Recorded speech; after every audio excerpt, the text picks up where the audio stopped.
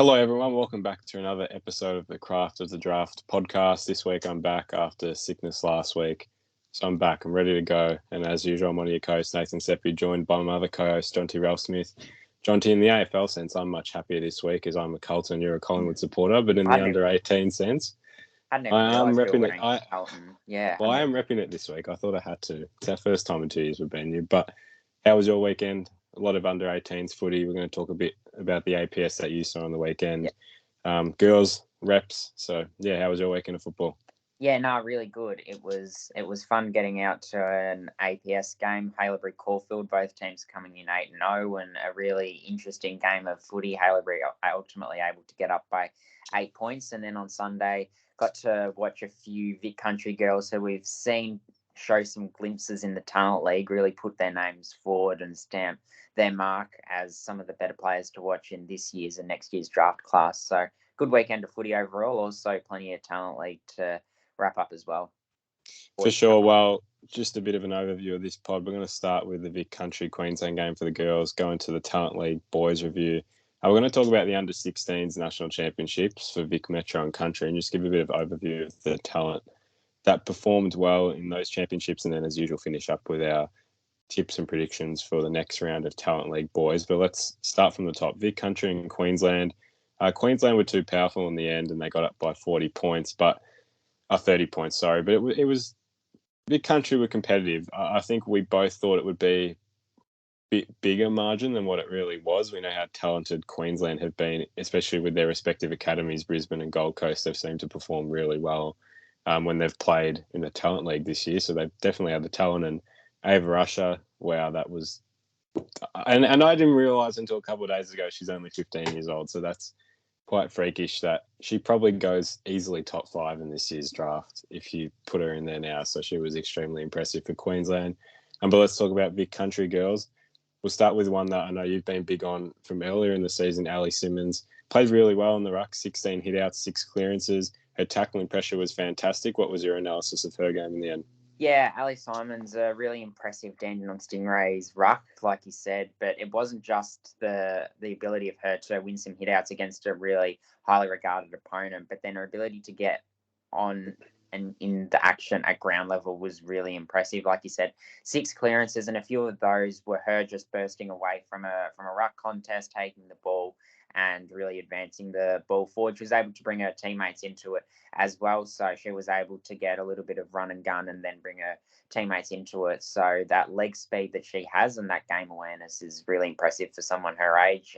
And yeah, to be able to adapt that Talent League form to the next level, I thought was really impressive, particularly for someone her age. And we know she's probably not going to be a ruck at the next level. So she's shown she can almost play as that sort of big-bodied mid and can also take some marks. So I'm really looking forward to seeing what the rest of the championships hold for her. I guess a teammate of hers from local level or from Talent League level, or a couple that touch on as well. Michaela Williamson, 14 disposals, just provided a little bit of leg drive out of midfield, as we know that she can do at Stingrays level. And I was also really impressed with Gemma Ramsdale. Only the 8 disposals, but obviously being a defender, that's not as important. But it was a couple of things she did when her team was conceding goals in the third quarter that really caught my eye. They conceded 5 goals in the third quarter, Vic Country, a couple of those from soft 50-metre penalties and similar things like that. And what she did after a couple of those goals is just brought the back line together and just calm them down to try to reset. Unfortunately, the game probably got away from them. They just conceded a couple too many. But I thought that leadership element, which I know, speaking to the Dandenong coaching staff, they're so high on, was really on display from afar. And no doubt the girls in that back line would have benefited from her. But yeah, who else caught your eye? Well, go touch back to another bottom ager that sort of we knew her potential and what she's done at the Falcons, averaging 40 touches a game and 24 touches. Sarah Howley. 24 touches for Vic Country, 4 tackles, 5 clearances. Super impressive, really. I mean, there was no gap between her Talent League footy and then going up to this level. It was translated so well. Just really tough at the contest, really clean hands. She kicked a really good goal in the last quarter to seal off a really impressive start to her championships.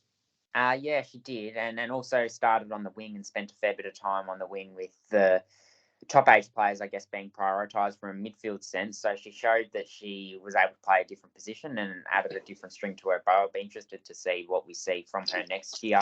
We've seen this year how well she plays midfield, and we also know that she's going to play midfield for the rest of the year. That's the word out of the Falcons. So maybe next year there's some opportunity for her to expand her scope. I think the best player on the day pretty clearly was Ash Centra. Yeah. That third quarter, that second quarter rather, she absolutely lit it up. 2 goals, 2 and 4 inside 50s in total. She had a goal assist later in the game as well. Her contested marking, her ability to get to the right spots, and not only score, but really she was a real presence inside 50. And I think she was the only one that had that real presence. And it felt like when the ball was coming in to Vic Country's forward 50, if it was going in Ash Central's region, you knew something was going to happen. If it was not around her, then there was a little bit.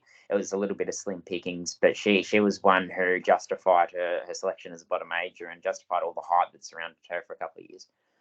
Well, for sure, it was good to see her get a great run for Country, because she's been showing that at Gippsland level, I guess, with the talent. The delivery inside 50 hasn't suited her as well, but I think we saw that at Country, that when it suits her, she knows how to be very dominant. She just gets goal side really well, and her positioning is what enables her to get such good shots on goal. Even when she moved up the ground, her kicking inside 50 was really strong to some powerful leads. So, yeah, I agree. It was a really fantastic game from her. And I'll move to one more, Gippsland, a teammate, Amber Shoot. Really composed out of the back line, calm with her disposal. Probably it was a nice game for her, even though the commentator struggled with her last name. But besides that, 13 disposals, 4 tackles, 4 rebound 50s. So not only was she a cool head in defence, which we've seen she can do at Gippsland level, but she was also someone who could provide a little bit of drive out there. Jess French did it a little bit as well. Bianca Lyon was also important in that back line. I thought in the last quarter and a half had a really key role in keeping Dakota Barron a little bit quieter, and that was crucial given that Dakota Barron was so dangerous throughout the day. They actually kept Queensland goalless in that last quarter, and you do wonder if Bianca Lyon didn't have that matchup, whether that would have occurred through the midfield. One who really impressed me, a little bit of a smoky or a dark horse that I didn't know as much about, wasn't in the initial Vic Country squad, but has played a really good first couple of months or so of the season, is Tyler Crabtree.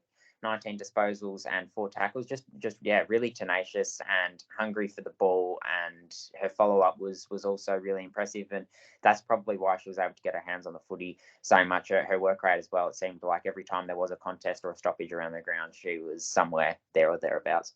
Yeah, I'd have to agree with you there, and she brought in pretty good form from the Rebels into this Vic Country series, and for sure she'll build on it. She's one that the potential is definitely there. It's really getting the execution now, and she's shown her second efforts are fantastic. If she's not getting it the first time, she'll work to do those little 1%ers, and that's something about her game. I guess from going forward, players who had an almost day, had some moments. Lila Keck kicked the first goal, but was a bit quieter after that, just couldn't really get her hands on the footy. And same with Chantal Mason. Had some pretty good positioning, good second efforts, I think she did kick one in the end, but just, again, a day for those two forwards that just weren't able to execute and get their hands on the footy as much. But we know the potential's there, and those should stand out in one of their last 2 games. Should mention there's only 3 games for the girls. So compared to the boys, they've got 4. Vic Country play Metro in 2 weeks, and then they play WA the week after. So they've got 2 more games to go. I think we've covered all our bases there, unless there's others. I guess the other couple, probably just another pair of Geelong Falcons girls. Chloe Adams, 13 disposals and 5 tackles, I thought had a really important role throughout the day, and Stacey White with 10 disposals and 5 tackles had some really impressive moments. Keely Fullerton and also a game high 5 marks and 10 disposals. I thought we saw the best of her on the day, so she's played some reasonable footy up and down, I guess a little bit for Bendigo, but she has been in a struggling team, so it was good to see her stand up when Vic Country did have a little bit of ascendancy. Now we'll move on to the Haileybury versus Caulfield game. I watched this one, and it was a serious comeback from the Bloods. They were down by as much as 33 points before they stormed home, kicking the last 6 goals of the game. It was chock full of draft prospects, and Mitch Kirkwood's goal brought the absolute house down with a goal from 60 with 3 minutes to go to put Haileybury in front, and then Liam George, the Eastern Rangers draft prospect, was able to kick another one really late to put paid to any thought of Caulfield fighting back. But yeah, I guess some players who stood out that are on talent league lists. Charlie Harrop was probably the best on the day for Haileybury. I thought he's the captain and had a really influential first quarter, hit the scoreboard right at the start of the fourth quarter to give his team a lot of belief, and then did something really smart in that last quarter where he just sort of kicked it to space going forward with a couple of minutes to go, which led to a boundary throw in and obviously gave Haileybury the territory they needed. But his marking and his work rate throughout the day was really impressive. And yeah, they were probably the main talent league listed players from Haileybury who stood out. Tyrone Armu, an under 16s Dandenong Stingrays player, also did some nice things. And then Mitch Cook in the midfield, and Max Poulios down back. If you look beyond talent league, from a Caulfield perspective, Nick Watson kicked 3 of their 7 goals. Ollie Murphy took some really nice intercept marks. Murphy Reid was reasonably impressive through the midfield, and Justin Crocker, who's been okay at Sandringham level, probably hasn't shown his best, would have taken 6 or 7 really impressive marks, actually, and probably the best I've seen him play by a fair margin. Unfortunately, only able to kick the 1 goal, but gave them a lot of vitality up forward. So they were the main ones from a Caulfield perspective, who also had the likes of Ollie Warburton and Jasper Alger and these sorts of players in their team, Noah Uze. So plenty of talent league players out there, Taj Houghton, Archie Roberts, Josh Docking, a few others. So yeah, it was a really high standard game, and yeah, Haileybury deserving winners in the end for that last quarter fight back. There we go, and now we'll move to round 14 of the talent league for the boys. So there was a bit of a gap. There's about 3 weeks in between games, so now they're back and they'll play pretty much every week now until the end of the season. There's a round this week, then a break, then all the schoolboys come back, and then it's last 2 rounds and wild card and finals. So full on pretty much from now to the end of the season. But we'll start with the first game of the round. Calder defeated Dandenong 12-13, 85 to 7-9, 51. And a result, I tipped Calder, you tipped Dandenong. This probably could have gone either way. Probably two teams that were expected to be pretty even, but Calder really got on top. I'll start with the Calder players that impressed. And one that I've been pretty big on keeping an eye on is Noah Scott. He's a bottom ager that probably hasn't got the recognition compared to some of the other bottom agers when you look at in this team with Nguyen, Kim, Holo Ballmer. Like, he's one that sort of slips under the radar a bit. But he was really good. 24 disposals, 7 tackles, 4 inside 50. He's just a real strong competitor that knows how to drive the ball forward. He's just powerful. He's a bit smaller for a midfielder, but he's got the size on him and he's able to break through the contest really well and get the ball inside 50. So he was really impressive. Nguyen, 35 touches, doing what he usually does on the wing. We know how impressive he is. Holo, 9 inside 50s, 2 rebound 50s, and 34 touches. So big day for him. And then Charles Bolmat, 25 touches, 4 tackles. And it's the bottom agers that are absolutely standing out for Calder right now. And it's actually pretty similar to what Dandenong, what we saw with them last year, where it was dominated by, back then, 05 kids. But yeah, they're just dominating at the moment. So that's from a Calder perspective. Yeah, and you've mentioned some of them, and you can even expand it out. Harry O'Farrell and Isaac Kaka are probably the 2 best, and then to think you've also got Jaden Ewan and like you say, Nash King, Noah Scott, Charles Bulmer. It's an impressive crop for Calder and good times around that club. From a Dandenong perspective, you talk about bottom ages. Harvey Langford, really impressive again, kicked 3 goals and got plenty of the ball in the midfield. And Billy Wilson, the other one to touch on, he got 27 disposals, spent a little bit of time in the midfield. And it was probably a game that we really wanted to see from him after a quieter championships. We know how well he started the Talent League season. Cooper Simpson was back and was quite neat with his ball handling, given he has missed such an extended period. 18 disposals. I expect that'll just be a nice little platform for him, and he'll build on that in the last 6 weeks of the season. And Kobe Shipp back to his more native halfback position. Moving on to Murray and Easton, if we start with the Eastern players, because they had a big win over the Bushrangers, 17-12, 114 to Murray, 4-11. 35. Christian Moraes, 43 disposals and a goal. He's been impressive throughout the season as a skinny sort of bottom-aged midfielder. And once he puts a little bit of size on, I think he's one who'll really thrive at the next level, just with that ball finding ability and his ability to win clearances. Caleb Windsor, after a strong championships, goes back 21 disposals and a goal, which is what you want to see. And then Riley Wetherill was the one who really stood out. 4 goals, 3 and 9 marks. So we know he only got the one opportunity through the national championships and didn't really show what he could do, but he's gone back, taken a slew of overhead marks and really impressed inside 50.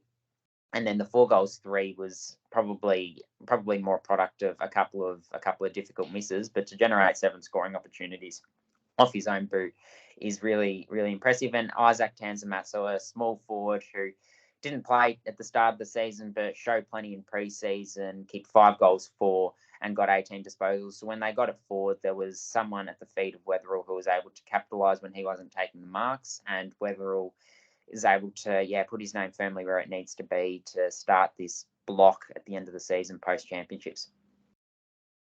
Yeah, and from a Murray perspective, pretty much the usual suspects that got on top, but pretty heavy loss. Darcy Wilson, 21 touches, 4 inside 50s, 2 rebound 50s.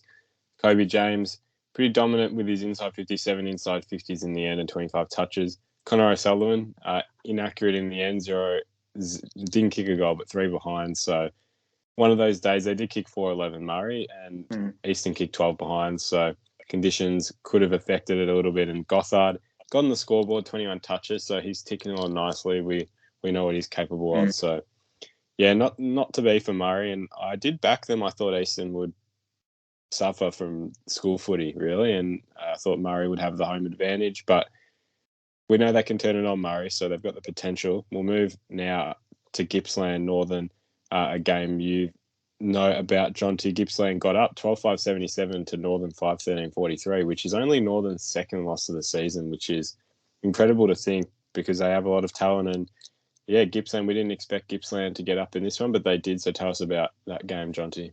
Yeah, Gippsland had a really strong start. Then Northern kicked 5 of the first 6 goals of the second half to draw it back level, and then they spent all their batteries catching up. So then Gippsland were able to kick away with the last 6 goals of the game. But a couple of really interesting matchups in this one. Archer Reed played on Christian Mardini. We know Archer Reed's a top 30 prospect, and Christian Mardini, a Vic Metro defender. So Reed, 4 goals he kicked, but Northern was really impressed with the way that Christian Mardini played, and I think the consensus was that Mardini probably did beat him in a couple of crucial one-on-ones and perhaps had the better of him.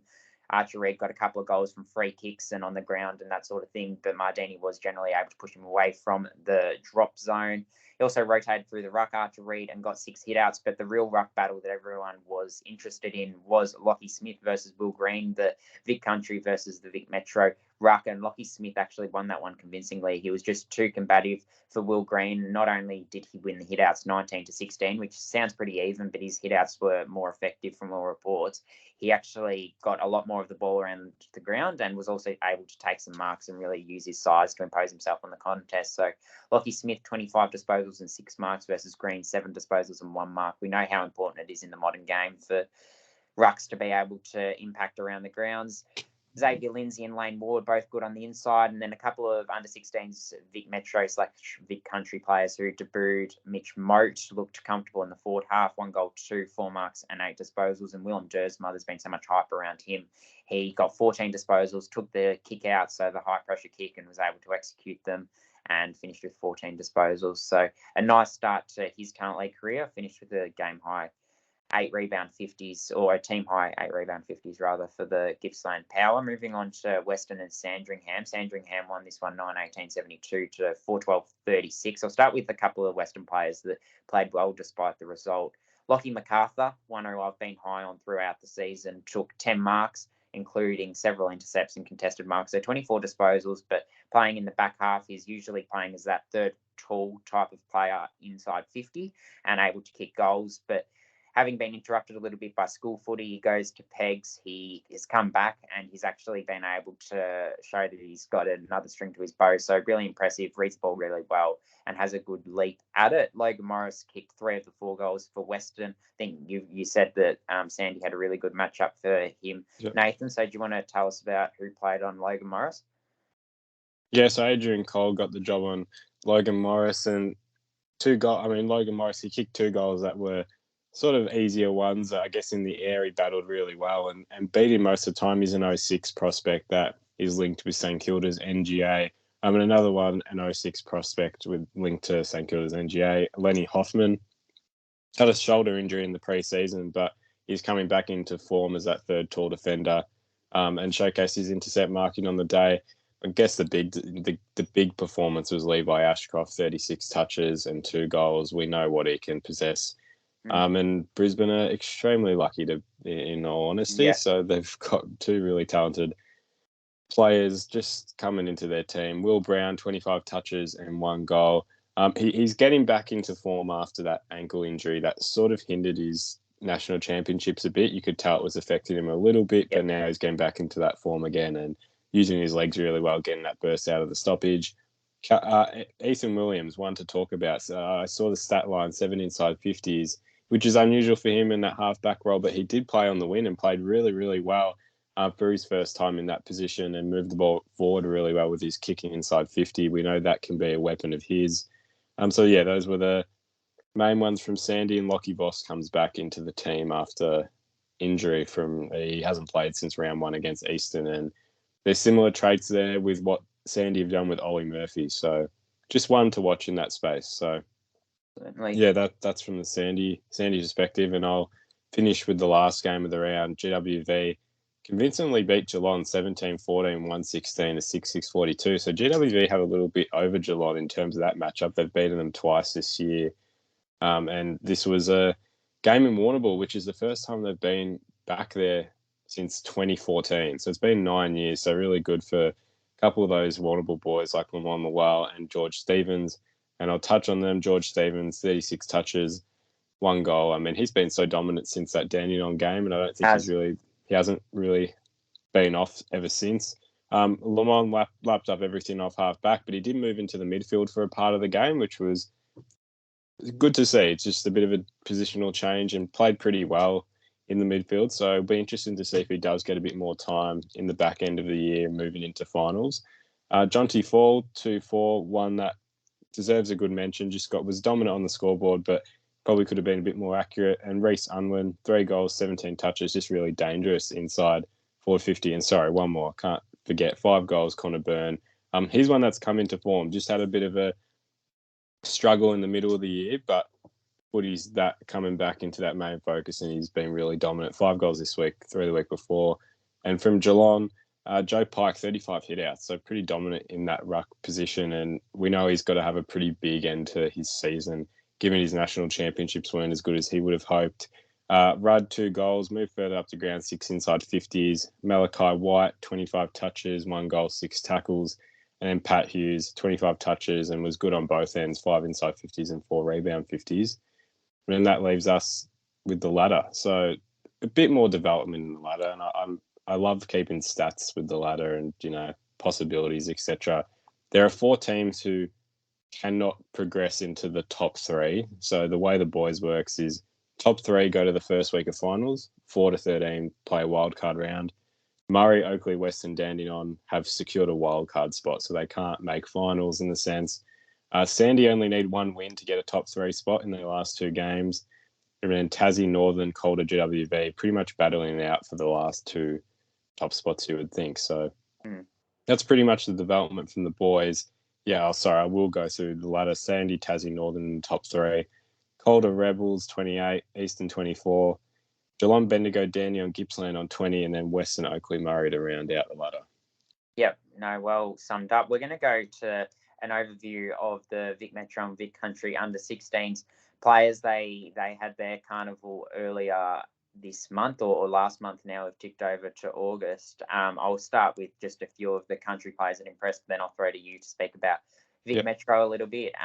But from a country perspective, Jove Scapen, a Gippsland Power product, he won the Bartram Medal, which is a medal awarded for players who live out the actions in terms of off-field that are expected of the Vic Country players. So really high-end character, and that's been spoken about at Gippsland for a couple of years. He proved that. He's an outside running mid, a good user, and played particularly well against WA. Willem Dersma, we talked about the hype around him, obviously got his talent league debut on the weekend, but played as a high running defender for Vic Country. His good kicking was on display. He's clean in the on the ground, cleaning the air, and he was also the skipper, so he got their MVP. So really solid from a couple of the Gippsland boys. Tyrone Armour, who I touched on before, got better as the carnival went on, using his weight in all three key position areas, key forward, key back, and also through the ruck. So he's one who's got a lot of upside with his size. Toby Cinema had some good moments, a Dandenong Stingrays player throughout the carnival. He was an outside mid, a left footer who runs really good patterns and uses it well. So he's given himself a good platform going forward. And Noah Hibbins-Hargroves was probably seen as the best player outside of Willem Dersma throughout the championships. High pressure forward who's good overhead. He's really coachable and can play a lot of positions. So he's one to keep an eye on, hits the scoreboard regularly, and is one who I expect will get some Talent League minutes as a bottom major next year. Sure, I'll touch on the Vic Metro. So Jack Dalton, he was the MVP for Vic Metro in the end. He was also their captain, just a great leader and one of those players that is a total professional at this age already and obviously has those goals set. And he was terrific, covers the ground exceptionally, and just really good high-end performances in all his game. His work rate was terrific in all of them.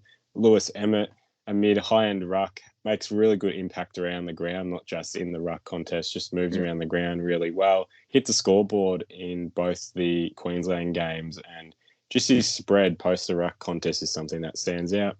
Oliver Greaves, forward, mainly played in the midfield, but had that rotation up forward. Really big body midfielder. Didn't rely on his strengths, just good fundamentals in the end that really brought him through the championships really well. Archie Ludowick, we saw what he was capable of in that first game in the Victorian Derby. Really good marks, really good forward craft, just learning how to use his strength now, and that spatial awareness is really there, knows how to win those one-on-one contests. Lockie Doverston, inside mid and forward, really just good high-end speed and power, good meters game player, and just was able to showcase his speed on the Queensland decks where a bit bigger and longer wins. So he was really good there. And then the two last ones, Xavier Bammert, we saw a bit of him, just a bigger body midfielder that can impact the scoreboard. And then Xavier Taylor, another one to watch, a defender, really solid, good aerial power and a good intercept defender. So just a couple to watch there, but as a disclaimer, as always, there's a long time to go with these boys, so it's always glimpses. And I'll throw to you now. A last little segment before we go to our tips. Players to keep an eye on for the boys going to the end of the season, and we touched on this a little bit recently, just in terms of who came out of the championships that needs a big end to the season. But I'll throw to you first. Who are your main ones that need to lift? No, not necessarily lift, but just need to have a big back end to ensure their chances are as good as they can be and they don't slip under the radar completely? Yeah, so I've gone a combination of players who did make the national championship squad in their region and a couple that didn't, but are still firmly in calculation. So Will Dawson, one who was probably a little way back before the championships, had a really strong end to the championships, playing as a key defender. What can he do at Gippsland? Can he maintain that form as a key defender?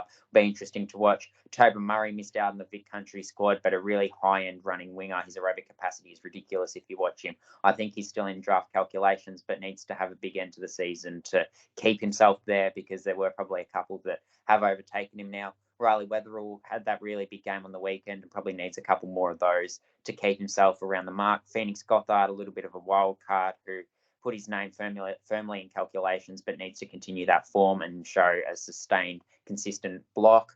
Billy Wilson, again, we talked about him before. He's able to show a lot of speed off halfback.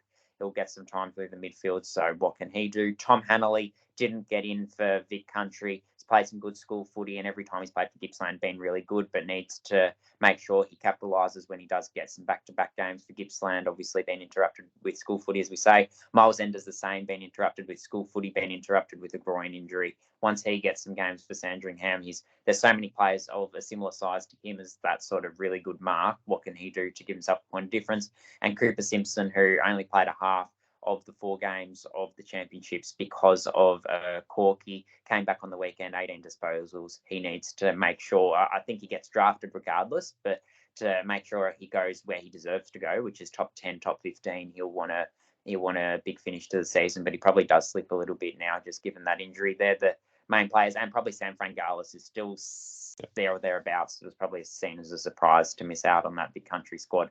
And we'll have to keep a close eye on him, though he did miss on the weekend. From your perspective, Nathan? Yeah, well, I'll actually add, we did post on our socials the best 22 to miss out on the national championship. So make sure to check that out, actually. It's a nice little graphic that gives a bit of appreciation to the kids who are still pushing pretty well. Two that I'll just add, Josh Tovey. I love what I've seen from him at Eastern. And I guess moving into finals, it's, defence wins your premierships in that sense. So if you can have a really big back end to your year in the finals, and the deeper you get, the better you're playing against in theory. So there's a lot to work with Josh Tovey.